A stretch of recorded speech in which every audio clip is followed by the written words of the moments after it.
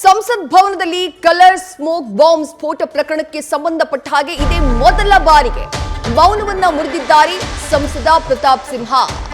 ಸಂಸದ ಪ್ರತಾಪ್ ಸಿಂಹ ಅವರಿಂದ ಪಾಸ್ ಅನ್ನ ಪಡೆದಿದ್ದವರು ಸಂಸತ್ನ ಒಳಭಾಗದಲ್ಲಿ ಇಂಥದ್ದೊಂದು ಕೃತ್ಯವನ್ನ ನಡೆಸಿದ್ರು. ಈವರೆಗೂ ಘಟನೆಯ ಬಗ್ಗೆ ಸಂಸದ ಪ್ರತಾಪ್ ಸಿಂಹ ಎಲ್ಲೂ ಕೂಡ ಪ್ರತಿಕ್ರಿಯೆಯನ್ನ ನೀಡಿರಲಿಲ್ಲ. ಮುಂದಿನ ರಾತ್ರಿ ಏರ್ಪೋರ್ಟ್ನಲ್ಲಿ ಸಿಕ್ಕಿದ್ರೂ ಕೂಡ ಮಾತನಾಡುವುದಕ್ಕೆ ನಿರಾಕರಿಸಿದ್ರು ಸಂಸದ ಪ್ರತಾಪ್ ಸಿಂಹ. ಪ್ರಕರಣಕ್ಕೆ ಸಂಬಂಧಪಟ್ಟ ಹಾಗೆ ಈಗಾಗಲೇ ದೆಹಲಿ ಪೊಲೀಸರ ಬಳಿ ತಮ್ಮ ಹೇಳಿಕೆಯನ್ನ ಸಂಸದ ಪ್ರತಾಪ್ ಸಿಂಹ ದಾಖಲಿಸಿದ್ದಾರೆ.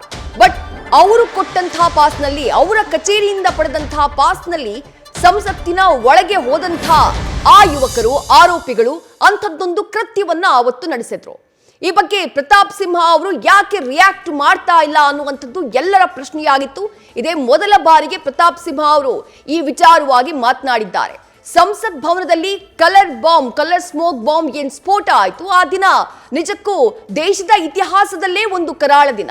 ಅತ್ಯಂತ ಸೇಫ್ಟಿ ಇರುವಂತಹ ಸ್ಥಳ, ದೇಶದ ಅತ್ಯಂತ ಭದ್ರತೆ ಇರುವಂತಹ ಸ್ಥಳ ಅಂತ ಹೇಳಿ ಪಾರ್ಲಿಮೆಂಟ್ ನಾವು ಕರಿತೀವಿ. ಅಂತಹ 7 ಸುತ್ತಿನ ಕೋಟೆಯ ಭದ್ರತೆಯನ್ನ ಪಾರ್ಲಿಮೆಂಟ್ ಹೌಸ್ಗೆ ನೀಡಲಾಗಿರುತ್ತೆ. ಅಂಥದ್ದೊಂದು ನಂಬಿಕೆ ಇತ್ತು.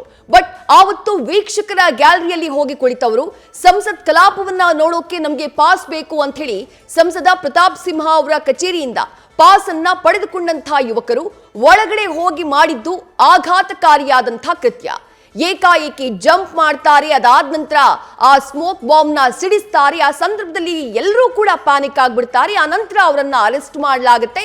ಈಗ ಅವರ ಪೂರ್ವಾಪರಗಳನ್ನ ಕಲೆ ಹಾಕುವಂತಹ ಪ್ರಯತ್ನವನ್ನ ಪೊಲೀಸ್ ಅಧಿಕಾರಿಗಳು ಮಾಡ್ತಿದ್ದಾರೆ. ಇದೆಲ್ಲದರ ಮಧ್ಯೆ ಈಗ ಮೊಟ್ಟ ಮೊದಲ ಬಾರಿಗೆ ಪ್ರತಾಪ್ ಸಿಂಹ ಅವರು ಈ ವಿಚಾರವಾಗಿ ರಿಯಾಕ್ಟ್ ಮಾಡಿದ್ದಾರೆ.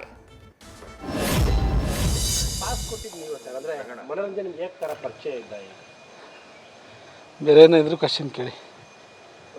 ಪರ್ಟಿಕ್ಯುಲರ್ ಆ ವಿಚಾರಕ್ಕೆ ಬೇಕು ಸರ್. ಅದು ಬಿಟ್ಟು ಏನಾರು ಇದ್ರೆ ಕೇಳಿ.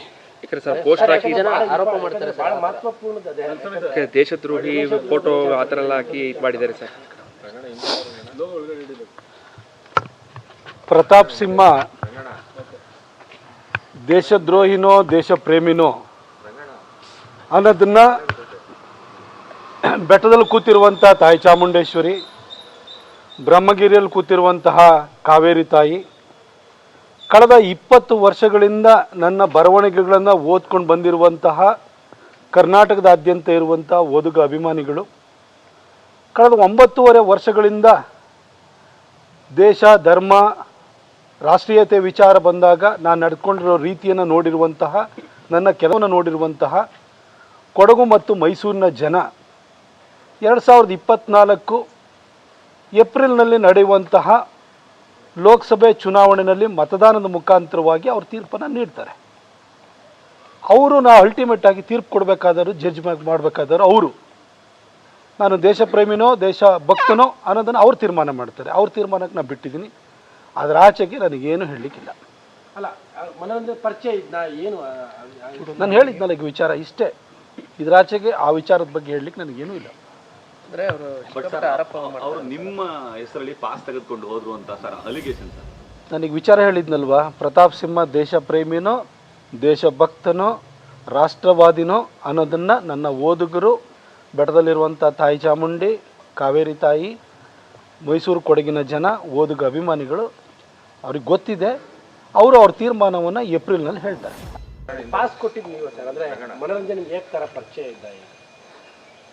ಬೇರೆ ಏನಾದ್ರು ಕ್ವಶನ್ ಕೇಳಿ. ಪರ್ಟಿಕ್ಯುಲರ್ ಆ ವಿಚಾರಕ್ಕೆ ಬೇಕು ಸರ್. ಅದು ಬಿಟ್ಟು ಏನಾರು ಇದ್ರೆ ಕೇಳಿ. ಪೋಸ್ಟರ್ ಹಾಕಿ ಆರೋಪ ಮಾಡ್ತಾರೆ ಸರ್, ಮಹತ್ವಪೂರ್ಣ ದೇಶದ್ರೋಹಿ ಫೋಟೋ ಆ ಥರ ಎಲ್ಲ ಹಾಕಿ ಇದು ಮಾಡಿದ್ದಾರೆ ಸರ್. ಪ್ರತಾಪ್ ಸಿಂಹ ದೇಶದ್ರೋಹಿನೋ ದೇಶ ಪ್ರೇಮಿನೋ ಅನ್ನೋದನ್ನ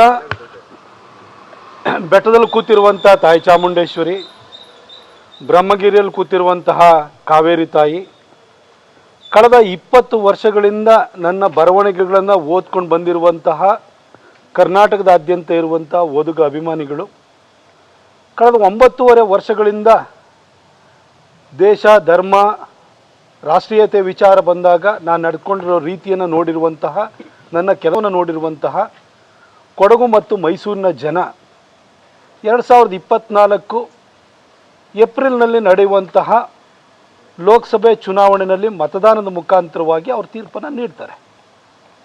ಅವರು ಅಲ್ಟಿಮೇಟ್ ಆಗಿ ತೀರ್ಪು ಕೊಡಬೇಕಾದವರು, ಜಡ್ಜ್ಮೆಂಟ್ ಮಾಡಬೇಕಾದವರು ಅವರು. ನಾನು ದೇಶ ಪ್ರೇಮಿನೋ ದೇಶ ಭಕ್ತನೋ ಅನ್ನೋದನ್ನು ಅವ್ರು ತೀರ್ಮಾನ ಮಾಡ್ತಾರೆ. ಅವ್ರ ತೀರ್ಮಾನಕ್ಕೆ ನಾನು ಬಿಟ್ಟಿದ್ದೀನಿ. ಅದರ ಆಚೆಗೆ ನನಗೇನು ಹೇಳಲಿಕ್ಕಿಲ್ಲ. ಅಲ್ಲ ಮನೋರಂಜನೆ ಪರಿಚಯ ಇದ್ನ ಏನು ನಾನು ಹೇಳಿದ್ನಲ್ಲ ಈಗ ವಿಚಾರ ಇಷ್ಟೇ. ಇದರಾಚೆಗೆ ಆ ವಿಚಾರದ ಬಗ್ಗೆ ಹೇಳಲಿಕ್ಕೆ ನನಗೇನೂ ಇಲ್ಲ. ಅಂದ್ರೆ ಅವರು ನಿಮ್ಮ ಹೆಸರಲ್ಲಿ ಪಾಸ್ ತೆಗೆದುಕೊಂಡು ಹೋದ್ರು ಅಂತ ಸರ್ ಅಲಿಗೇಷನ್ ಸರ್. ನನಗೆ ವಿಚಾರ ಹೇಳಿದ್ನಲ್ವಾ, ಪ್ರತಾಪ್ ಸಿಂಹ ದೇಶ ಪ್ರೇಮಿನೋ ದೇಶಭಕ್ತನೋ ರಾಷ್ಟ್ರವಾದಿನೋ ಅನ್ನೋದನ್ನು ನನ್ನ ಓದುಗರು, ಬೆಟ್ಟದಲ್ಲಿರುವಂಥ ತಾಯಿ ಚಾಮುಂಡಿ, ಕಾವೇರಿ ತಾಯಿ, ಮೈಸೂರು ಕೊಡಗಿನ ಜನ, ಓದುಗ ಅಭಿಮಾನಿಗಳು ಅವ್ರಿಗೆ ಗೊತ್ತಿದೆ. ಅವರು ಅವ್ರ ತೀರ್ಮಾನವನ್ನು ಏಪ್ರಿಲ್ನಲ್ಲಿ ಹೇಳ್ತಾರೆ. ನ್ಯೂಸ್ ಫಸ್ಟ್ ನಿರ್ಭೀತಿಯಿಂದ ನಿಮ್ಮ ಪರವಾಗಿ.